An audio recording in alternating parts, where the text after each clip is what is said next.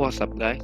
Today I am doing the tutorial on how to use the Revolve tool in Fusion 360. So, in order to do this, I'm going to show you an example. I'm going to design a simple flower pot. So, getting started, the first step we're going to do is to create a sketch. We're going to do this in the front plane. Now, to do a revolve, there is two things you need, a profile and an axis. Here, we are going to design the profile.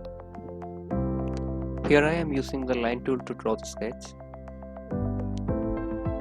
So this doesn't need to be actually perfect because we are not going to actually make it. We are just showing you how to use the Revolve tool. This will do it. Now we can finish the sketch. Now you can find the Revolve tool in the create menu. Select the Revolve tool. Now the Fusion will ask us to select the profile. Now we have to select the profile and then we have to select the axis. Here I select the axis.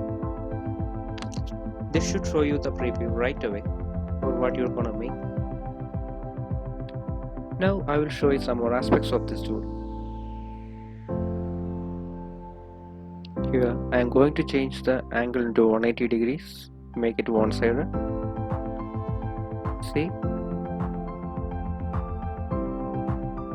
Now I'm going to make it 90 degrees, a quarter circle.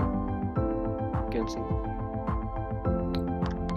Well, that's all there is to it for Revolution. If you have any question, feel free to ask us. We'll be very happy to help you. And thanks for watching the video.